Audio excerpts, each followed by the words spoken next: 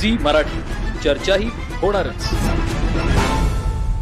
Corona महामारीच्या अभूतपूर्व संकटाच्या काळात कोल्हापूर जिल्हा अतिरिक्त आरोग्य अधिकारी डॉक्टर उत्तम मदने यांनी अत्यंत समर्पक भावानं व प्रभावी नेतृत्वातून उल्लेखनीय कार्य केलं। त्यांच्या कुशल नियोजनामुळे आणि तत्पर निर्णय क्षमतेमुळे जिल्ह्यातील आरोग्य यंत्रणा सक्षमपणे उभी राहिली। कोरोनाच्या पहिल्या आणि दुसऱ्या लाटेदरम्यान रुग्णसंख्या झपाट्याने वाढत असताना डॉक्टर मदने यांनी जिल्ह्यातील कोविड रुग्णालयांची उभारणी, ऑक्सिजन बेडची उपलब्धता तसेच आवश्यक औषध साठ्याची पूर्तता यावर विशेष भर दिला। ग्रामीण भागात आरोग्य सेवा प्रभावीपणे पोहोचावी यासाठी त्यांनी प्राथमिक आरोग्य केंद्र आणि उपकेंद्रांमार्फत तपासणी व उपचार व्यवस्था मजबूत केली। लसीकरण मोहिमेच्या यशस्वी अंमलबजावणीतही त्यांचं योगदान महत्त्वपूर्ण ठरलं। नागरिकांमध्ये जनजागृती करून मोठ्या प्रमाणावर लसीकरण केंद्र सुरू करण्यात आलं। आरोग्य कर्मचाऱ्यांचं प्रशिक्षण, सुरक्षितता उपाययोजना आणि समन्वय यामध्ये त्यांनी सातत्यानं लक्ष घातलं।